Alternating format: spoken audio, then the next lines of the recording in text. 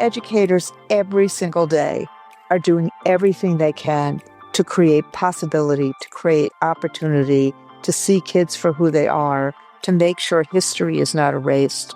And that's who teachers are, and that's what they do every single day in these United States of America, showing up to teach, to support, to nurture, to help our students reach their dreams. It's important to be part of a union because you have to have a voice. Welcome to Union Talk. I'm Randi Weingarten. So welcome, everyone, to another episode of Union Talk. It's actually the first episode of the new school year. What I wanted to do today is really to talk to educators about what this back to school is going to be like, because it's really a back to school like no other. And I'm so glad we have a teacher from Washington, D.C. here, and I'll introduce everybody else. But, we're living in a moment like never before in America. And regardless of what your political affiliation is or who you voted for, there is nothing like what we're seeing in cities around the country, particularly right now, Washington, D.C., when you see no emergency and yet the National Guard being called up by a president of the United States over the objection of the residents of that city and over the objection of the mayor of that city. It's different. And what's happening is whatever happens in the outside world really affects what happens in our classrooms.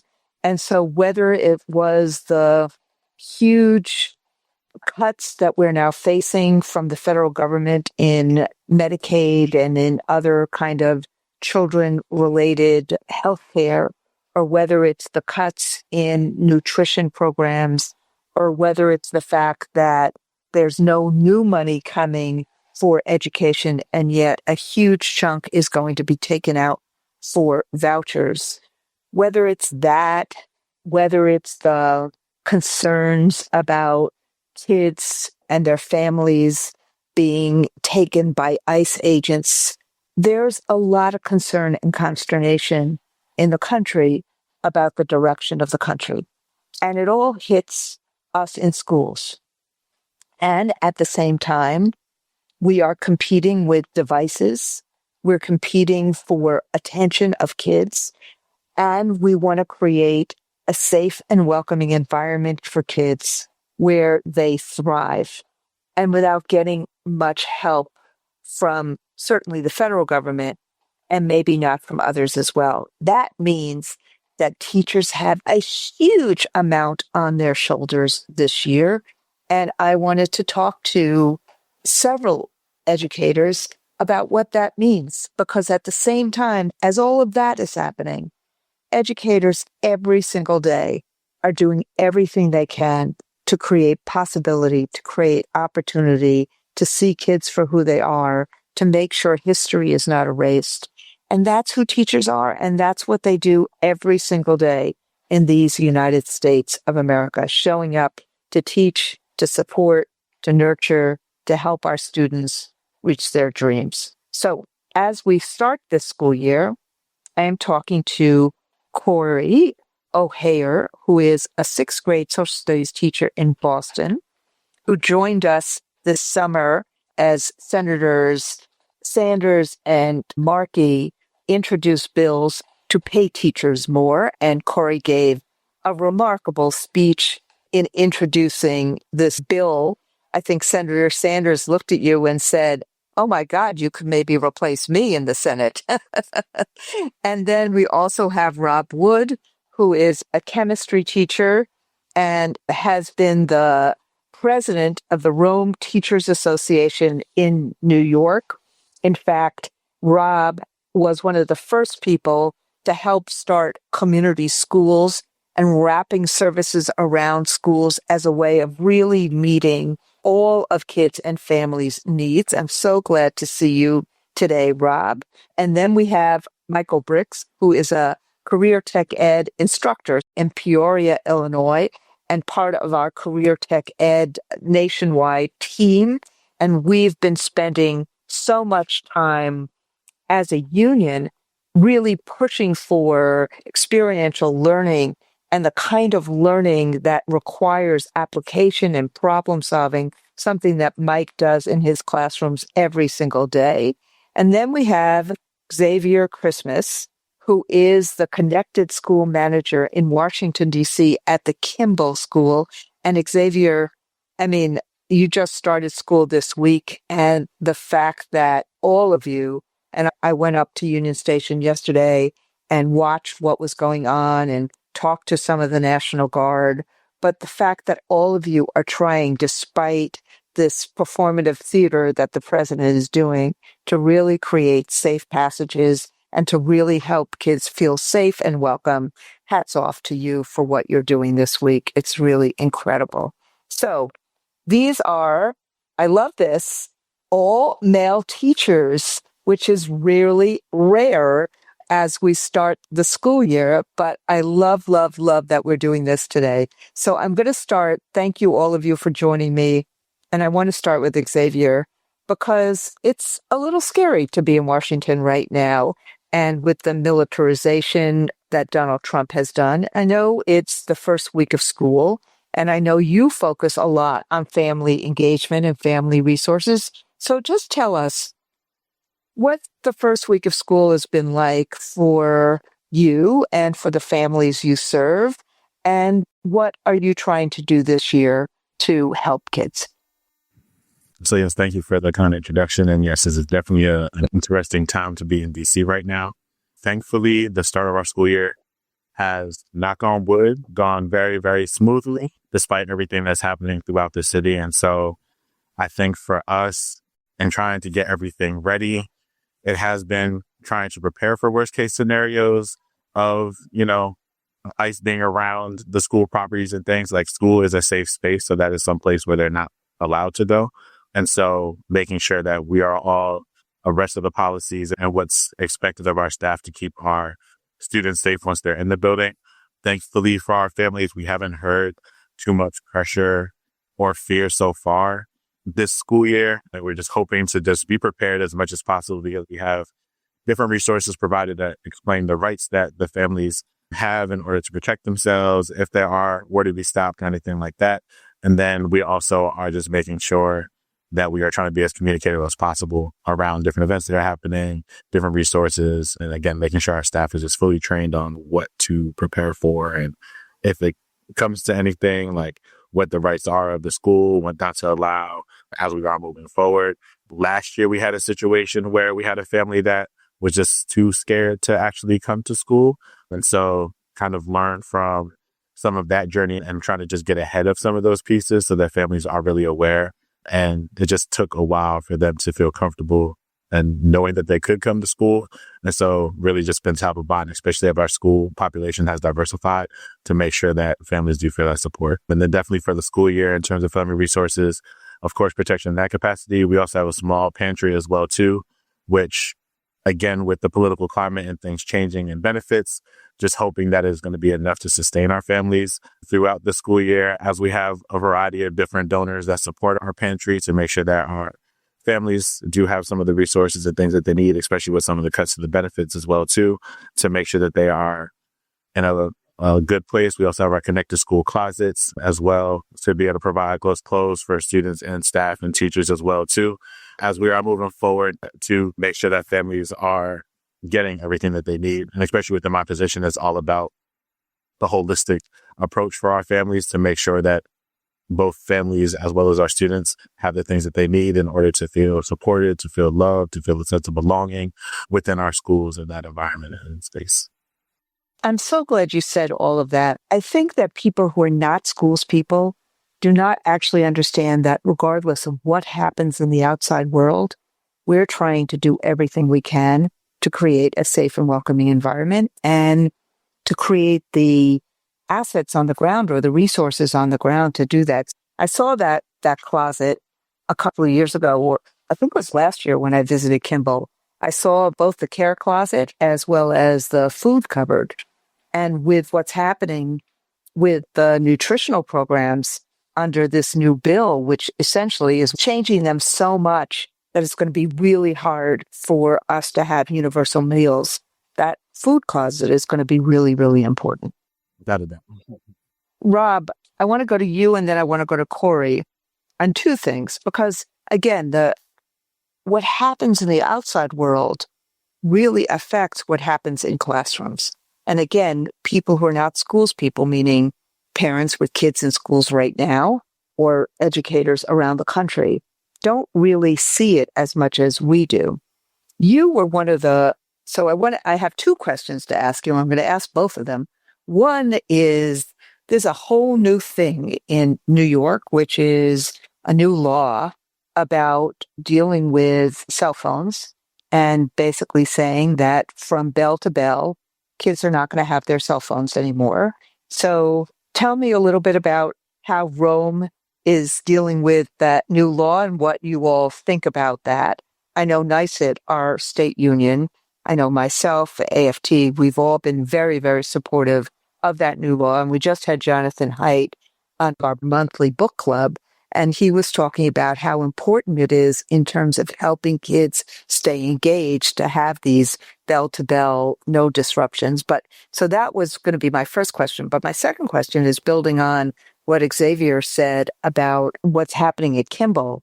Kimball is a new iteration of what you've done for years and years and years, which is the community schooling that in some ways you started up in Rome, New York, which is in upstate New York, and where, you saw a lot of businesses fold and a lot of poverty, and what Rome did to try to help support kids in that. So talk a little bit about what the community schools look like today, but also what you're trying to do in terms of phone-free schools, both of which are two different iterations of really trying to create a safe and welcoming environment so that kids can learn. Yeah, and thank you, Randy and AFT, because without your support, we would never be where we are now. So the beauty of the dialogue so far is how powerful schools are for shaping things for our children. And each year brings new hope and a stable structure when they come into schools. And I really believe, in particular, a community school really develops trust building.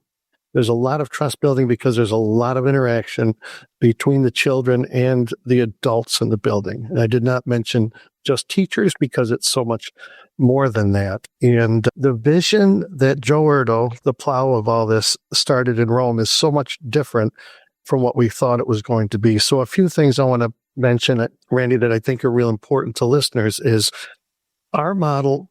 It was a union-driven model. And specifically what that means is no one entity is going to take control over what's going to be said. So it's not the district office.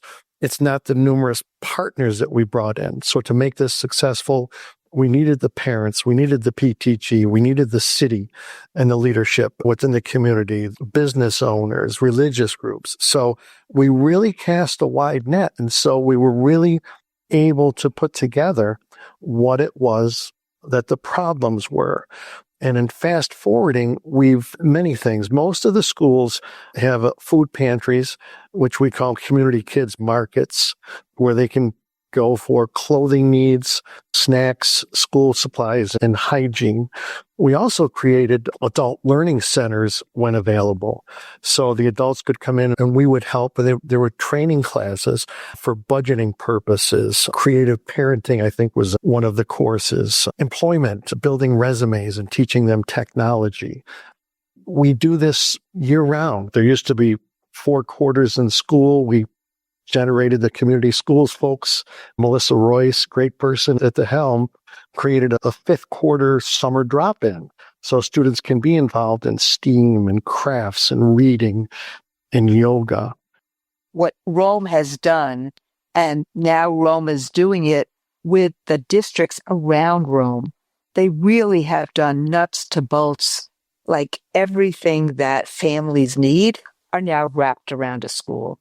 And what's happened is the school is even more the center of a community than it was years and years ago. And there's a real kind of cohesion about public schools and what they do to help all communities, or to help the community of Rome and Utica thrive, and all the different things that happens there. I know in Boston has become a community center model as well.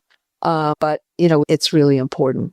Let me go to you, Corey, because Boston, New York City, Chicago, Washington, D.C., L.A., the cities in this, frankly, cities all throughout the world, they are places of great innovation.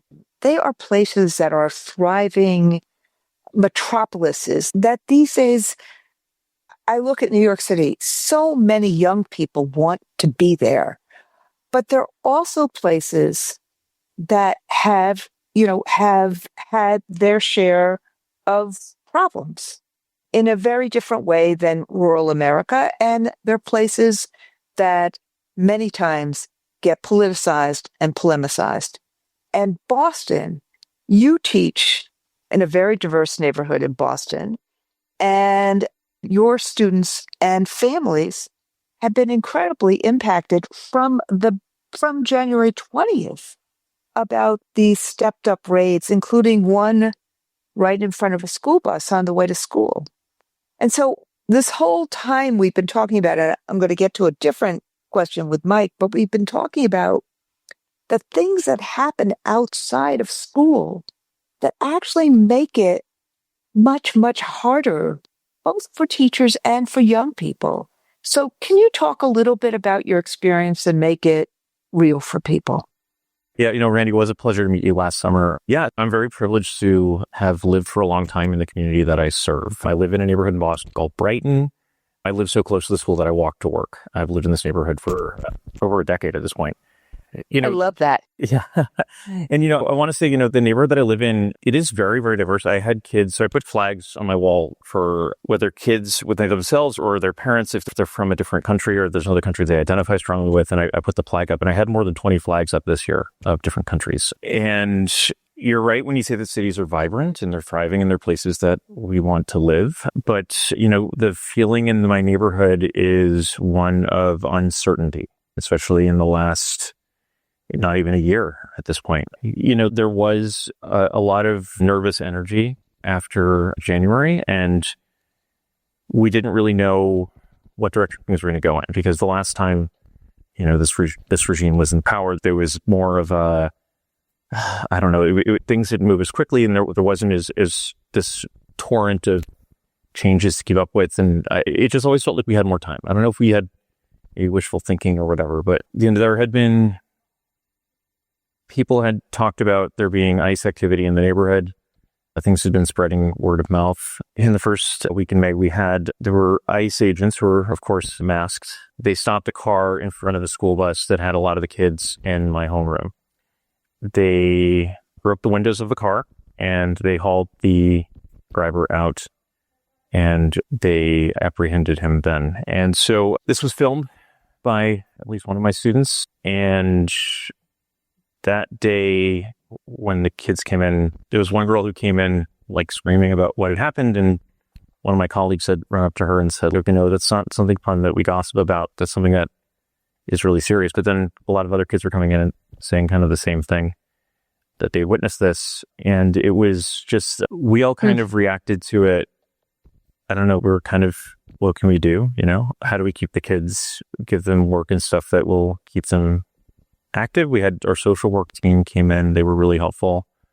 One of our social workers gave her number to some of the kids in case they went and their parents weren't home when they got home, right? That was really heavy. And, we're going into this school year with a couple of things kind of looming over us. One is that, we have this real genuine fear of ICE, taking people who have authorization, who don't, whatever, because there's no real accountability there. And, to speak a little further about what kind of the impact has been on that, we had a family field day for our sixth graders who are going to move on to a different school for seventh grade last year. And we had to cancel a lot of that stuff because we were afraid of parents coming here and this being a fish in a barrel kind of situation for ICE. We're very much a part of our community. Most of our kids walk to school. I walk to school. We're not the kind of school where kids are dropped off by a fleet of vehicles. And there are some who take school buses, but they largely serve the neighborhood as well. We are kind of in the center of this very vibrant multicultural community. And to think that we can't be that community center for fear of us being an easy target is really quite jarring. Yeah. Wow. I mean, I think, again, this whole podcast is really about how incredible all of you are in terms of teachers and as examples of our membership throughout the United States and what our kids and our communities are dealing with the politics, frankly, of this administration. And I'm going to get back to you, Rob, in terms of what I'm going to kind of twist the question around about the hope that we see with the community schools that you run and what you do. But I want to get to Mike, because one of the things that we as a union have been focused on are how do we strengthen public school, even in all of this. Of course, we have to take on all of the issues that we're talking about, and we have to fight for the funding, and we have to fight for safe passageway, and we have to fight the distractions. But one of the things, Mike, that you do in Peoria so incredibly well is that you've actually taken issues around experiential learning and career and tech learning and shown how important they are in terms of how we help really engage kids so that they want to come to school. So you want to talk about it a little bit and talk about the program that you're doing real now and in terms of how it really helps kids have this very powerful pathway, about wanting to come to school, whether they want to go to college or whether they want to go into career or both. Yeah, thanks, Randy. Yeah, our school is a high school that was closed in 2010 and then reopened in 2011 as a career and tech center to serve our 3 high schools in the Peoria area. So our students are put on a bus and they come to our career and tech center for half of the day, where we are seeing juniors and seniors that have an interest in either a career after high school or a trade that we could help them get ready for their last 2 years of being in high school. So our population is the students that do not feel that they either have the ability to go to high school or go to college after high school, or they're just not sure the path that they would need to take. So we help those students in different pathways at our school, kind of help them adjust to a path where they would learn as an 11th grader about the careers that they have interest in.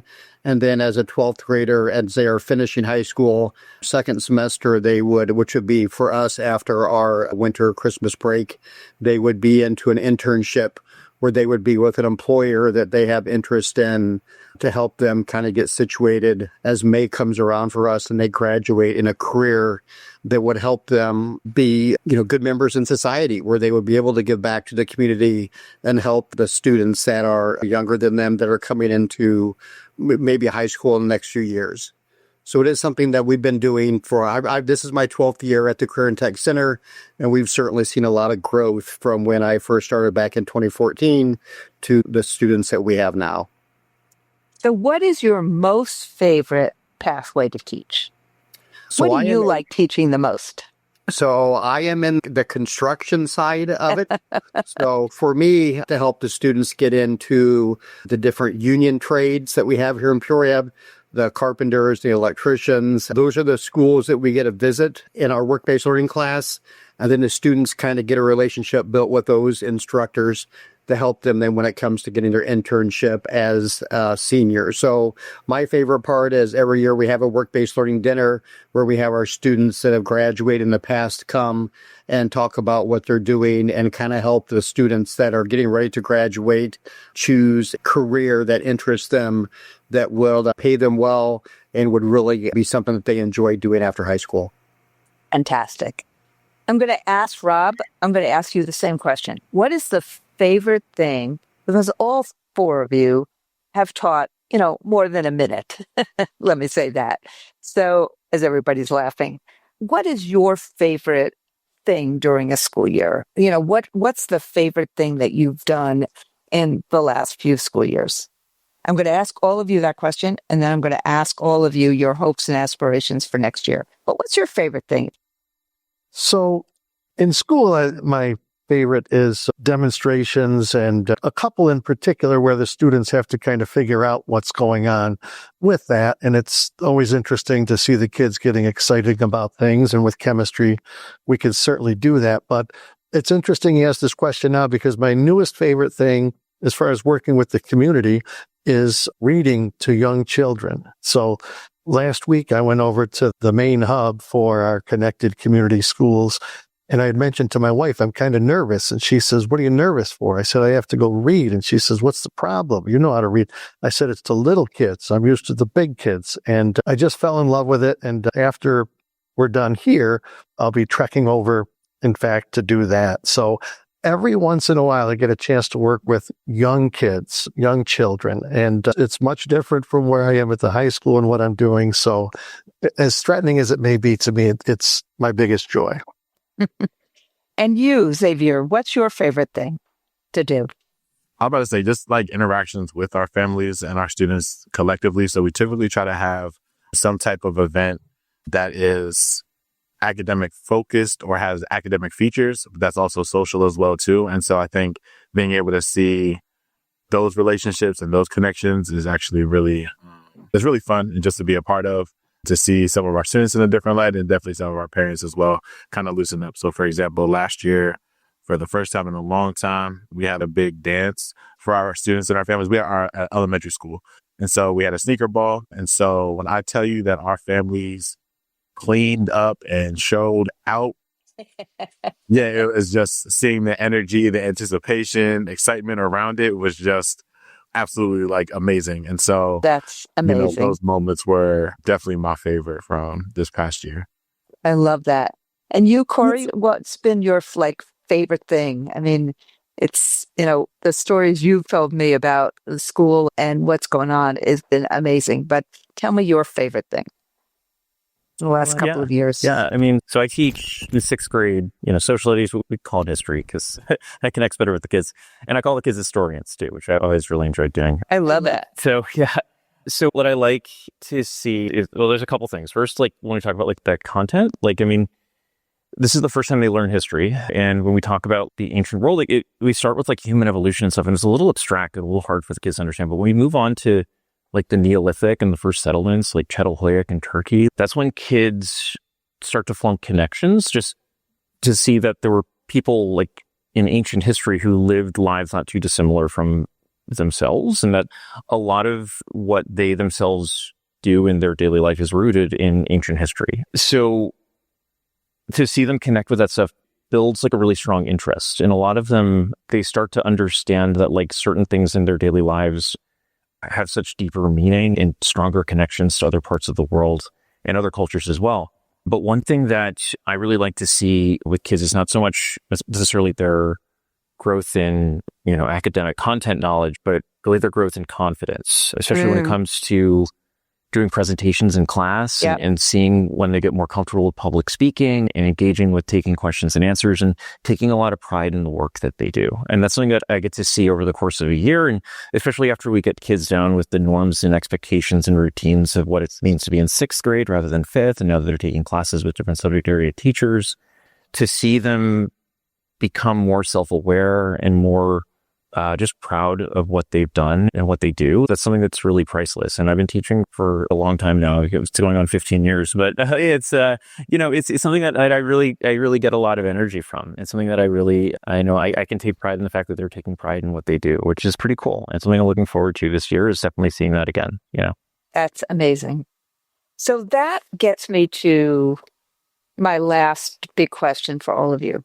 We started by talking about the real problems and what happens in the outside world and how we have to kind of figure out a way to create safe and welcoming places and environments, which you all do extraordinarily well. I love the sneaker prom, and all the nights and bringing people together and having fun and watching them create confidence, watching kids create confidence. What are your aspirations for this year? Given everything that's going on, what are your aspirations for this year? And I'm going to start with you, Xavier, and I'm going to end with Mike this time. I'm going to go Xavier, Corey, Rob, and then Mike. I think hopes for this school year, I mean, of course, just want it to be, one that our students get everything that they need. They are able to grow. We have quite a few new partners this year that are going to be supporting our students, both academically and out of school. And so really just establishing and building those relationships, a couple ones that are returning that kind of making additional moves with to kind of push the level of work that they're doing for our families and students. And so really excited to see that growth build. And so really hoping that those things go smoothly. And then we ultimately see that result in like the students, especially even their attendance as well too, to see those improvements as they have additional connections to be able to make within the school building, and adults both internally within the school and then partners that are being brought in as well too, to be able to help kind of flourish and build those connections for them as they are getting more acclimated with the school, especially this year. If we have a lot of new students as well too, just to make sure that everybody feels comfortable. So that's definitely my hopes and dreams, and also just being able to have enough resources for our families, right? Like, I think that is really just the big worry for me, honestly, because of just a lot of the budget cuts and funding, even to our partners and the impact that's there. So it's just trying to find all the ways that we can to make up for that, both internally and externally through those partners, but like also internally through our energy and the connections that we're able to bring, as well as our staff. Most of the staff is returning as well too. So just being able to build upon those relationships with both our families as well as the students as well. Great. We wish you the very, very best with that. Thank you, Cecily. Okay. Corey. Yeah. So my hope for the next year, I mean, I'm not going to lie. Like, I've had a lot of anxiety, both for people in their personal life and for the kids and their families about, what this year's going to look like. And, in BPS, we have real concerns about school closures. We've had a lot of schools closed.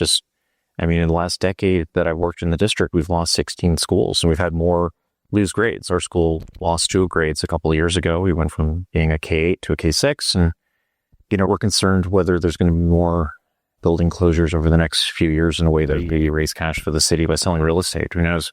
But I do hope that for my students, I'm able to give them a space that they feel is a safe space that's away from any kind of uncertainty or chaos, one where there's routines and expectations and an environment in which they feel supported and valued. Because I can't control, what happens in DC or even what happens out on the street in front of our school, the Edison, but I can make students feel respected and valued and supported, and I can make their families feel comfortable that I'm looking out in the best interest of their kid and hopefully of their family as well.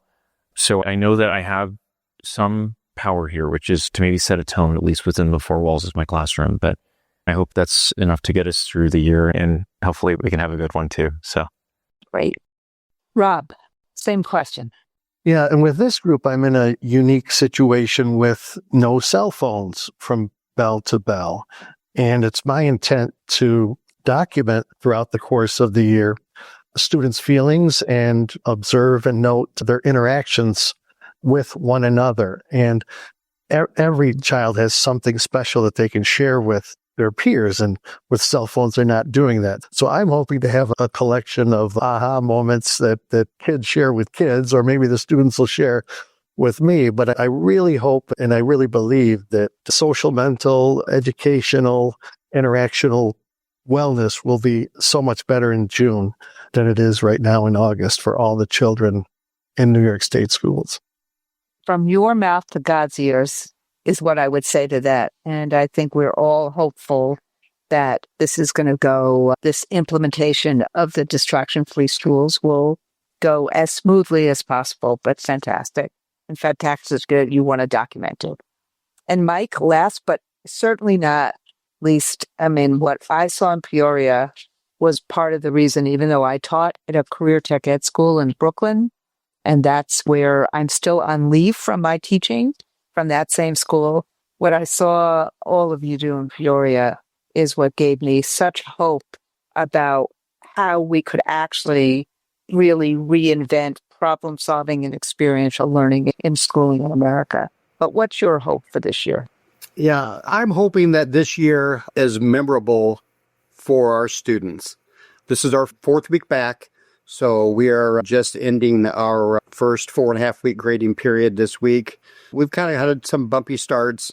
We're getting our class size figured out, and I think moving forward, I'm hoping that we continue to help the students with their paths, their passions. It can be anything. And if we can try and help expose them and show them things that they didn't know were out in the world as far as different opportunities for them, again, I hope that the students take what we're able to show them and really take it to heart and know that we're there for them to try to help them get ready for after high school. So I'm hoping that things smooth out, and it's a very memorable year for all of our students. I just want to say thank you to all 4 of you. Again, it's kind of cool, since this is such a disproportionately female profession, that I get to speak to 4 male teachers at the same exact time, but 4 people who have listened. Rob Wood from Rome, Xavier Christmas from DC, Mike Bricks from Peoria, Corey O'Hager from Boston. You gentlemen represent who we all are as educators in America and as members of the AFT. And I can't thank you enough for spending some time with me today as we talk about the opening of school and aspirations and also challenges of this school year. But more important than that, I can't thank you enough for teaching. This is a really hard job and a really important job. And it is a job that helps us help generations of young people have a future. And that's what you're doing every single day.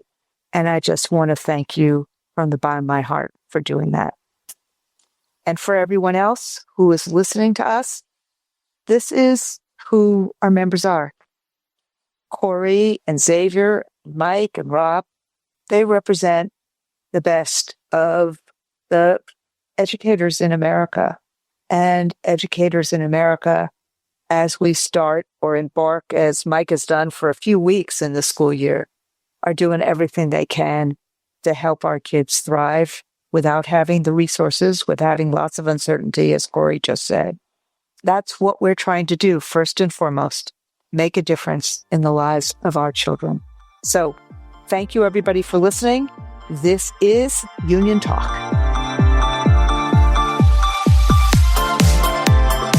I hope you enjoyed this episode of Union Talk. Remember to subscribe wherever you listen to your podcast and tune in every other week for a new episode. Thank you, be safe, and be well.